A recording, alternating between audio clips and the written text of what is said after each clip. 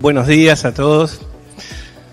Bueno, ahora ha llegado el momento del stand-up. No va a haber diapositivas. Lo mío es contar historias. Y un poco de lo que voy a referir es a una pregunta que se planteó acá.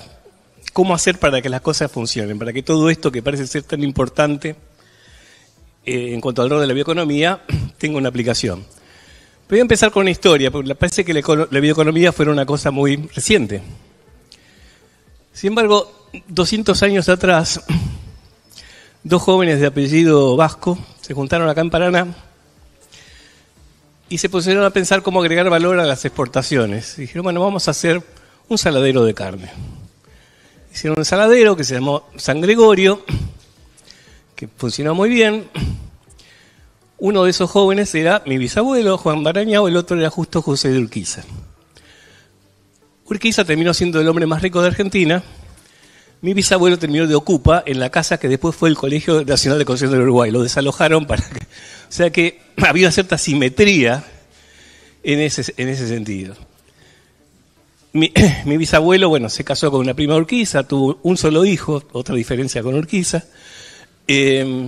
Pero mi abuelo logró, de recibirse de escribano, le compró un campo a un hijo de Urquiza que lo quería vender por deuda del juego, en Villaguay, sacó los espinillos, hizo campo productivo y crió 12 hijos acá en Entre Ríos. O sea que tengo 11 tíos entrerrianos. Corriendo un poco más en la historia, 40 años atrás, otros dos jóvenes de apellido vasco se reúnen en un departamento en Plaza Italia y se ponen a pensar qué hacer con la ciencia argentina. Más tarde, el que iba a ser mi secretario de Ciencia y Tecnología, Mario Hornos, los convoca a la Secretaría de Ciencia y Tecnología para que hagan una propuesta. Y uno de esos jóvenes agarra un papelito y escribe una serie de prioridades que nunca llegaron a concretarse en ese momento porque Mario Hornos nunca fue secretario de Ciencia y Tecnología. Esos jóvenes eran Alejandro Meteberri y el que suscribe. Se ve que los apellidos vascos ayudan con la perseverancia, por lo menos porque alguna que otra cosa hemos hecho en el interés. Testarudez, digamos perseverancia, que es un poquito más elogioso. Bueno, lo que les voy a contar es un poco una historia personal reciente que tiene que ver con esta pregunta. Yo me jubilé de profesor. Les cuento que la jubilación de profesor es el doble de la de ministro, por si aspiran a ser ministros para mejorar su situación futura, no es el camino. Y volví a lo que me gusta, que es hacer ciencia. Ahora, la ciencia como tal no existe, hay científicos. Y los científicos vienen en muchos gustos como el helado, ¿no? Hay teóricos, hay experimentales. Y hay una clasificación que hizo Darwin de los taxónomos. O sea, Darwin clasificó a los que clasifican. Dijo, hay dos tipos de taxónomos. Los splitters, que son los que van dividiendo en pedacitos las cosas y para entender cómo funciona y son capaces de estar años disecando algo y ver los componentes. Y los lumpers, los que juntan cosas y hacen síntesis de eso. Bueno, yo soy un lumper experimental, o más bien un adicto al bricolaje, a juntar cosas. Entonces volví a esta actividad a tratar de ver qué podemos hacer para que esta promesa, que es la bioeconomía, tenga sentido, digamos. Entonces le voy a contar como si fuera un trabajo experimental, un trabajo práctico. De hecho, yo me considero un jefe de trabajos prácticos de bioeconomía porque ya los puestos de profesores están todos cubiertos, tenemos están todos acá. Y un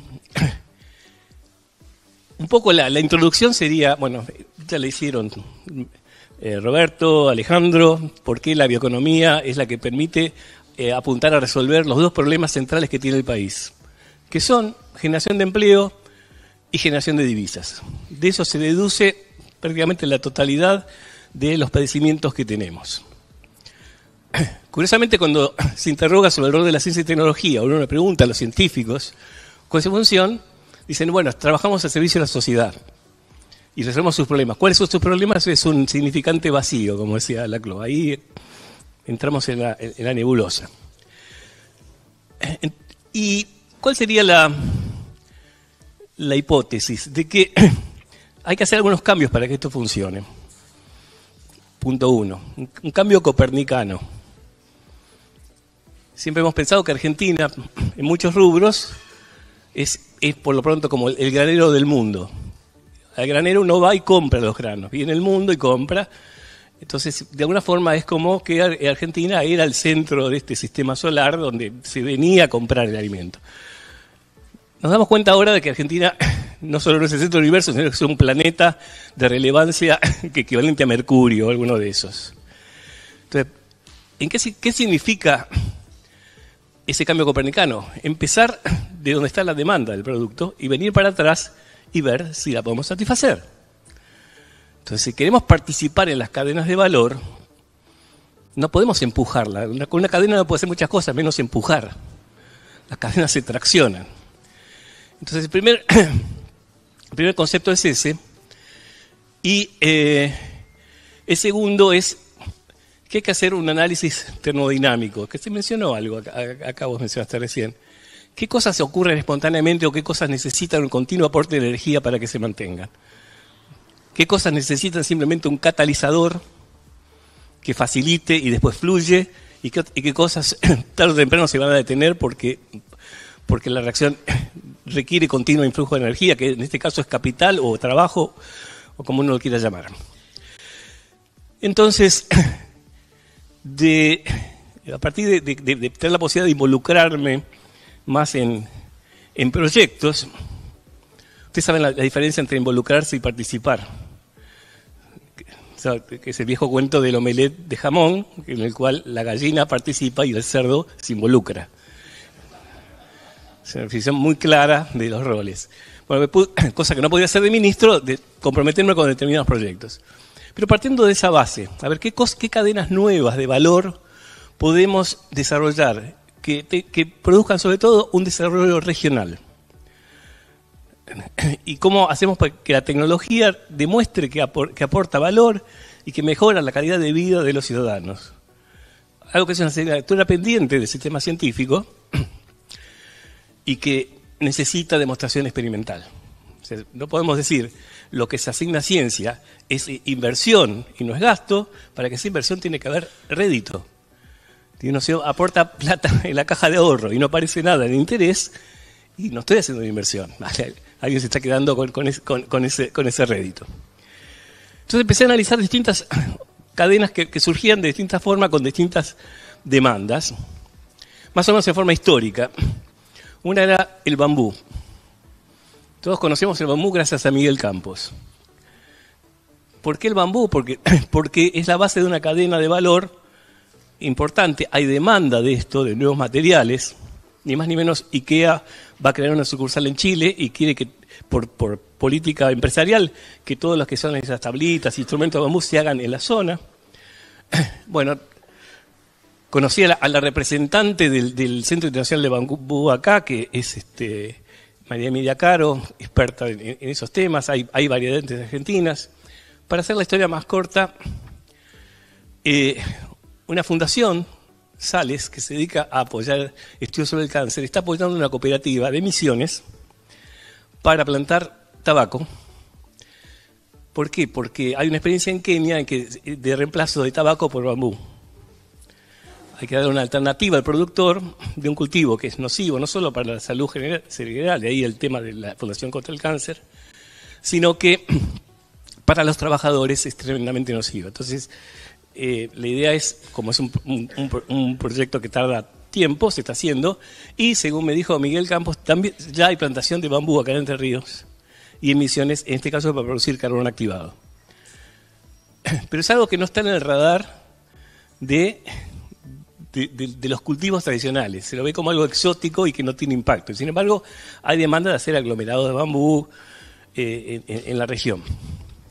Eso, bueno, va a tardar en madurar, pero puede ocurrir. Esto tiene que ver con un amigo italiano, Gianni Reginato, economista él, autónomo financieramente, digamos, por fortuna familiar, que desde hace más de 20 años quiere hacer algo con Argentina. Entonces se le ocurrió, después de distintos intentos fallidos, si vamos a exportar alimentos de Argentina. Y dice, ¿cómo digo? Y quiero hacer esta conjunción entre Argentina e Italia. ¿Cómo puedo decir en Italia que las cosechas argentinas son las mejores del mundo? ¿Cuál es el término culto de cosechas? ¿Saben cómo se dice cosechas en el idioma del Dante, digamos? Messi. Messi es cosechas, es mieses. Ahora, que alguien se llame cosechas y que haya salido de Rosario y que sea el mejor del mundo, yo no soy creyente, pero si no es una señal divina, le pegan el poste. Él registró la marca Le Messi Argentine y inmediatamente empezó a tener pedidos, a ver si qué bueno es esta marca, qué hay. Empezaron a llegar pedidos de cosas de las cuales yo no tenía idea. Una era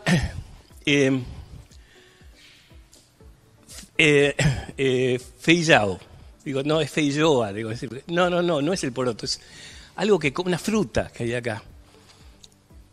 Entro a averiguar es guayaba. Acá tenemos dos guayabas, la caseloviana, que es de esta zona, y la Psidium guayaba, que es más del norte.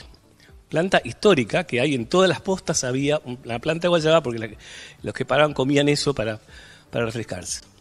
Entonces, ¿por qué era esto? Porque los productores italianos de kiwi estaban preocupados porque hay una peste de una bacteria que afecta al kiwi y que no tiene control por ahora y que por lo tanto necesitaban un plan B. Los neozelandeses ya habían tomado cuenta, se habían llevado guayaba, mejoraron, todas las variedades de guayaba comerciales son neozelandesas, hicieron lo mismo que con el kiwi, pero no les venden a los italianos porque no le pagaron el kiwi. O sea, Italia es el principal productor, pero todavía hay alguna desavenencia en cuanto a cuánto se debe. Entonces nos pidieron plantas de guayaba. Vamos a plantar guayaba. ¿De dónde hay guayaba? Bueno, fuimos a Misiones, no había. Conseguimos planta de guayaba en Villa Elisa, en un vivero cerca de La Plata. Camión doble acoplado a la biofábrica de Misiones para hacer reproducción por esqueje, porque todavía no había micropropagación. Se hicieron miles de plantas de guayaba. Teníamos un valor de la planta, que los números daban bárbaro. Dijeron, bueno, mándenos unas plantas para probar. Mandaron una planta de guayaba a Italia. No es tarea fácil. Pero afortunadamente tengo dos amigas que crearon una empresa que se llama Bunch Agro, que ellas eran Edgar Hill, Singenta, que conocen a toda la gente de Senasa y demás. Se independizaron, entonces nos vamos a ocupar nosotros. Si cualquier productor llama a Senasa y dice, quiero exportar guayaba, ¿no? No existe, no está permitido, mosca de la fruta, nada. Estas chicas llaman, hola Susana, ¿cómo estás? ¿Tus chicos bien? Tengo este tema de la guayaba. Sí, déjamelo, yo le cambio el número acá. Bueno, salieron las plantas de guayaba, plena pandemia, 5 días en un aeropuerto, llegaron como llegaron. Pero ahí se dieron cuenta de que el precio que estaban dispuestos a pagar, que era como $7 por planta, era para una planta de 70 centímetros. No había manera de mandar miles de plantas de ese tamaño para allá. ¿Qué pasó con esas plantas? Hay un productor acá en Paranacito, Mariano Vinograd, que venía plantando guayaba y mi amigo italiano dice, bueno, ya no tengo comprador, se las dio y están plantadas ahora acá. En el interín, 2 chefs de Perugia, donde vive Gianni, desarrollaron un elixir de guayaba, un dulce para repostería y demás. Lo mejoraron en Buenos Aires y lo elaboró una empresa de Corrientes que se llama Ñapiú, que está registrada para exportar a la Unión Europea.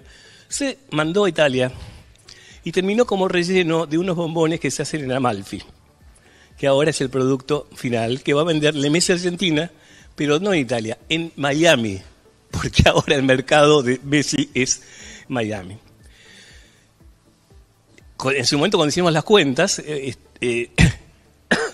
es altamente rentable, se podía pagar bastante más que cualquier otro cultivo, pero siempre y cuando se elaborara acá. ¿no? Digo, no se puede exportar la fruta por cuestiones sanitarias, está claro, pero bueno, es un cultivo alternativo y que fundamentalmente da empleo. La idea era incluso, si esto progresa, hay toda una cooperativa de mujeres, creo que es en Oberau y otra en Misiones, que se dedicaría a hacer este tipo de producto. La otra es, me dice, bueno, ahora tengo otro pedido, fico de India. Digo, tú tenés algo más. ¿Qué es el fico de India? ¿Alguien sabe qué es el fico de India? La tuna. ¿Por qué la tuna? Porque Sicilia, además del limón, vive de la tuna. Entonces dice, mirá, tenemos la Sociedad Siciliana de Productores de Tuna, Química Verde, que es una asociación italiana de refinación, de biorefinación de productos, y el equivalente al INTA, radicado en Sicilia, que quieren hacer una colaboración con Argentina porque tienen el mercado alemán que no pueden satisfacer, sobre todo, no tanto la fruta, del mucílago que se usa para productos de cosmética y demás, y quieren hacer en Argentina. Le damos todo, le damos la base de datos, el comercio, la genética, entrenamos a los productores que vengan para acá, pero produzcan esto en Argentina. Bueno, mi primer contacto fue con Inagro. Sí, maravilloso. Digo, todo bien, bueno, pero hay que poner 15.000 euros de acá. Ah, no tenemos. Digo, no tenés 15.000 euros para, digo, ni los pasajes que te van a pagar.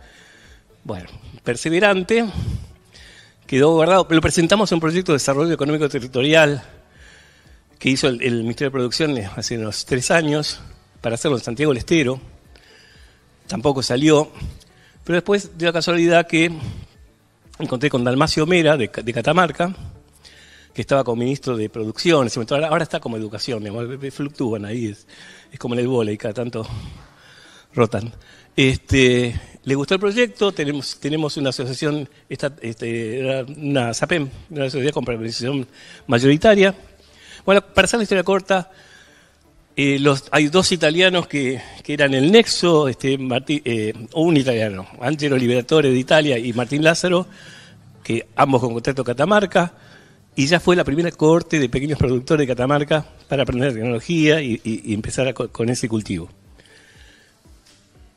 Chile exporta 200 millones de dólares de tuna. Canadá exporta 400 millones de dólares. Todos los países que tienen un clima similar a tienen esa industria, que además es una industria conocida por el pequeño productor. O sea, todo el mundo sabe qué hacer con la tuna y demás, y hoy tiene aplicaciones biotecnológicas muy importantes. La otra demanda insatisfecha, los bioplásticos. O sea, hay necesidad de sustituir combustible de aviación y plásticos de origen biológico. Ahí entra en juego otro entrerriano, Benjamín Baigros, heredero de la tradición de los gauchos judíos acá en Entre Ríos, que se dedicó durante 20 años a seleccionar una variedad de ricino que se puede sembrar y cosechar con máquina. Y probó, así artesanalmente, bueno, se creó una empresa con financiamiento y todo, se hicieron pruebas en distintas provincias. Todavía le falta, como es lógico, le falta mejora, pero en algunos campos, sobre todo en Corrientes, campos de ganadería, cuando todo se seca, subsiste. Y hay un argentino trabajando en una fábrica importante de Brasil, desesperado por conseguir aceite de ricino, para hacer almohadas aislantes de las heladeras y demás, porque es justamente la materia prima para eso. Y tenemos una experta en poliuretanos, entre ellas de ricino, el INTEMA de Mar del Plata, que obviamente hizo un trabajo de estudio de factibilidad, pero está ahí guardado. Esto en algún momento se va a desarrollar, todavía hay que desarrollar los cabezales para hacer eso más eficiente, pero como cultivo alternativo, sobre todo para regiones periféricas, se llegó a cultivar hasta en Chasicó, cerca de Bahía Blanca. Pero las últimas temporadas fueron tremendas para cualquier cultivo, o sea que no era el momento de mostrar que era rentable. Pero, digamos, de nuevo, es algo que es una alternativa para el productor, que es además la base de una cadena de valor que tiene un comprador afuera. Digamos, el tema es no caer en el entusiasmo típico de los investigadores. Mirá qué idea maravillosa, pongámoslo a hacerlo, y mañana te das cuenta o que hay una barrera arancelaria o un competidor o lo que sea que no te cierra. Y el último, que es el más ambicioso, tiene que ver con algo que empecé cuando empecé en la agencia, en el año 2003. Digo, ¿cuáles son las prioridades de Argentina? Para cómo aplicamos conocimiento. Y me surgía, pero intuitivamente, alimentos. Si cualquiera piensa Argentina, es producción de alimentos, y lo hemos charlado desde ese momento muchas veces con Cristina. Entonces, digo, ¿pero qué de alimentos? ¿Qué es importante? Entonces le encargué al área de economía del INTA, que estaba en el edificio que ahora vendieron, muy lindo edificio, un estudio. Fue la asesoría más barata y más útil que hicimos en todo el ministerio, $25.000, y decía claramente, el mayor problema son los rechazos de envíos por contaminación con micotoxinas. Son millones de dólares que se pierden porque las detectan cuando llega a Hamburgo. Entonces, con el agravante que alguno me dijo, sí, ¿sabés? Vuelve y después se espolenta en los comedores escolares, el maíz que no pasa. ¿Y qué pasa? No podemos medir micotoxinas acá. Se hizo una red que coordinó Sofía Schulz en Río Cuarto, en Córdoba, sí. Pero me di cuenta dos cosas. Eso era lo positivo. Lo negativo era el alto grado de tribalización del sector alimentario. Yo tenía al INTA, al INTI, CONICET. Había que medir no sé cuánta toxina. Yo la medí, pero no te voy a decir porque vos en tal vez dijiste que había esto y se armó. Imposible de articular, ¿no? Entonces, era un problema porque además, años más tarde, dije, bueno, no se puede hacer nada, pero encargué otro estudio a Elsevier, la que tiene una oficina estadística, a ver cuáles son las áreas de Argentina en que se destaca la ciencia comparada con, creo que era México y España. Un estudio bastante más caro, pero también útil. ¿Cuál es el área de la ciencia argentina que se destaca por calidad? O si dirán, biología molecular, agro, física, no, tecnología de alimentos. Es el 5% del total. Mira cómo sonríe Cristina. 5%, pero supera el promedio internacional. ¿Cuál es el sector de la economía argentina que menos invierte en I+D en función de su contribución al PBI? Alimentos. Tenemos una situación esquizofrénica. Entonces yo preguntaba, uno y otro, le preguntaba a Cristina y a otros especialistas. No, lo que pasa es que es un sector muy conservador, el de alimentos. Es muy riesgoso hacer una tecnología nueva y esto ese es el motivo. Las empresas no innovan. Y me quedé con eso. Pero después, en la pandemia, me leí 693 abstracts de proyectos de alimentos que habíamos financiado. Y entendí un poco más. Es tecnología muy sofisticada, que por tanto se publica, pero inaccesible para cualquier empresa, en muchos casos, porque no pueden comprar la máquina, porque no saben si se va a aprobar el ANMAT. Y eso explicaba otra cosa, porque también conocí a un argentino, ex gerente de recursos humanos de Kraft, y lo que ocurre en las multinacionales es que, llegada a cierta edad, o a los 50 y pico, se van porque nadie se jubila en la multinacional. Y se jubilan todos, se retiran todos juntos y todos saben, ¿no? El que estaba en PepsiCo, el que estaba en Kellogg, si estaba más, todos se conocen. Entonces él armó una red, que se llama Vivor Foods, de todos los ex ejecutivos de empresa. ¿Para qué sirve? Para detectar dónde está la demanda. ¿Qué es lo que me faltaba? Digo, a ver, alguien que diga qué es lo que necesita el mundo, no al revés. Y lo curioso es que más que alimentos, en principio nos decían desarrollos. Ustedes tienen que tener, nos interesa el desarrollo, decirme cómo mejoro esto, cómo le bajo los sellos negros, o le saco el azúcar, o lo que sea. Después vemos si lo producís allá, pero yo el problema que tengo es porque está pasando en la industria alimenticia lo que pasó en las farmacéuticas. La investigación in-house no ha sido productiva. ¿Qué pasó con Pfizer? Le compró la vacuna a los alemanes, AstraZeneca, a Oxford. Y en la industria alimenticia está pasando lo mismo. No tienen creatividad Y digo, bueno, vamos a empezar a ver si podemos hacer un centro de desarrollo. Acá digo, pero mi posición es imposible porque está todo compartimentalizado. Y ahí hace 3 años, por lo menos, me llama Rodolfo Ardengui, presidente del CIATI. Si yo digo CIATI, no saben qué es. Es un centro de investigación y asistencia técnica a la industria, un spin-off del INTI, que se creó en Villa Regina. Los productores se dieron cuenta que el INTI no les satisfacía en tiempo las determinaciones, tenían problemas administrativos y demás. Se independizaron. Quique Martínez les hizo juicio por eso.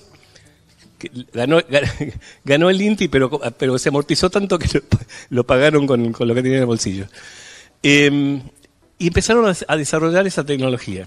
Hoy yo conocía porque habíamos financiado, sabía que usaban crédito de Fontar y demás, me hablaba muy bien. Es el centro que tiene la mayor concentración de equipamiento de alto nivel de todo el país. Organización civil sin fines de lucro que factura $7 millones anuales y da servicios a 700 empresas. Con un sistema logística que les permite procesar muestras de todo el país. Luego me dice, bueno, queremos ser algo más que un centro de determinaciones, queremos ser un centro de desarrollo. Y bueno, hagan el INVAP de los alimentos, que no hay. ¿Cómo puede ser que tengamos INVAP para hacer satélites, tenemos Fundación de Nanotecnología, Cámara de Biotecnología, le preguntas a la gente qué hace Argentina, alimentos, ¿dónde está eso? No hay. Digo, pero hay que hacerlo distinto, no es el INVAP como el que está ahí en Bariloche. Pues yo había hablado mucho con Corrado Baroto, ya le dije, te voy a robar 2 cosas, el nombre INVAP, aunque sea de fantasía, porque no lo puedo. Y el concepto de los nuevos satélites, que ya no son el gran satélite, que es como media habitación de estas, que vale millones de dólares, sino que es arquitectura segmentada. Pequeñas unidades autónomas, reemplazables, actualizables, que vuelan coordinadamente y dan la información que uno necesita. Necesita un núcleo que coordine y después las capacidades están. Y de hecho, una de las cosas que hicieron es empezar a armar una red que se llama Alimenta.ar, basada en la red de seguridad alimentaria del CONICET, donde ya había como 800 personas, que va a integrar a todo aquel que sabe algo de alimentos en Argentina. Una base buscable y demás, y que además se hizo un convenio con el CONICET de forma tal que si hay un especialista en cualquier lugar y se necesita ese servicio, puede firmar un stand directamente sin necesidad de hacer todo el acuerdo con la institución y demás. Y se calcula que puede haber más de 1000 y pico de especialistas que van desde lo más básico del alimento a cómo montar una planta. ¿No? O sea, no solamente investigadores, expertos en industria y expertos en comercialización y demás. ¿Qué hicimos? Como primera etapa, un concurso. Digo, a ver qué hay para hacer. Pero un concurso basado en 4 productos que habían pedido las multinacionales como de necesidad. Una barrita que tenga tal cosa, una premezcla para tal otra, un alimento en polvo para esto otro. Y fundamentalmente que sea funcional y sabroso. Sabroso era primera. Si no queremos algo que sea tremendamente nutritivo, pero que no lo coma nadie. Se hizo concurso, se presentaron 70 propuestas de toda Latinoamérica, porque fue latinoamericano. Con eso se hizo un portfolio que está ahora embelleciéndose para pasar ahora a las multinacionales y ver de eso que les interesa y acompañaron ese proceso. Pero además nos dimos cuenta que había una cantidad de gente que había presentado algo que no nos convencía mucho, pero que sabía hacer otras cosas. Entonces, lo que empezamos a hacer es videoconferencias con cada uno de los grupos para que nos cuenten qué están haciendo. Y surgen cosas tal vez tanto más interesantes, pero que necesitan desarrollo. Todos están en una etapa de TLR3, o digamos, si el 7-8 es la comercialización, están como tempranos. Muchas son startups apoyadas por asediadoras, que les falta el contacto con el producto, con el cliente. Pero, a ver, 2 cosas. Uno se da cuenta de la dificultad. ¿Por qué no pasó antes? Porque no es fácil. Es un terreno tremendamente complicado, muchas variables que uno no controla a priori, pero que vale la pena intentar, digamos, es un experimento que por lo menos que hay que hacer. porque tenemos que dar una respuesta a eso. Hay potencialidad. Y yo creo que hay que definir el mercado. Y acá hay dos mercados que no son excluyentes. Uno es el masivo, la gente que quiere comer. Un poco que hablábamos, sudeste asiático. Va a haber 800 millones de personas con un poder adquisitivo como el americano medio. África subsahariana, el continente más poblado que va a haber en años. Gente que está o con necesidades mínimas satisfechas o que quiere comer algo distinto, y entregas un nuevo tipo de consumidor que algunos llaman de consumo responsable. Te digo que es hedonismo ético. Tipo que quiere comer bien, sofisticado, pero que quiere tener la tranquilidad de conciencia de que está ayudando a alguna comunidad en algún lugar, ¿no? Que saldó esa deuda. Con lo cual ahora la historia atrás del producto es tan importante como el contenido. O sea, la etiqueta y lo que se cuenta, no solo de composición, no solo los nutrientes y demás, sino de dónde viene y quién lo hizo. Hay gente que lo paga. Y paga más por eso que por otro producto. Y ahí tenemos la posibilidad de mostrar que somos un país con una economía verde, sustentable, que el proyecto tiene detrás una comunidad que produce eso. Y eso nos da una ventaja competitiva, que no es por precio, porque por precio es muy difícil. O entrar al mercado europeo haciendo pasta italiana tampoco es factible. Entonces tenemos que pensar más inteligentemente en ese tipo de proyectos. Esto está en marcha. No puedo, esperemos que funcione. Pero bueno, estamos sumando componentes a esto. Algunas empresas están interesadas. Maimónides participa con él en nutrición. Tenemos toda una facilidad de 10 puestos de trabajo de cocina para probar lo que sea. Y la idea es ir sumando a las distintas entidades. Y ahora me gustaría hacer un comentario final sobre cómo se financia todo esto.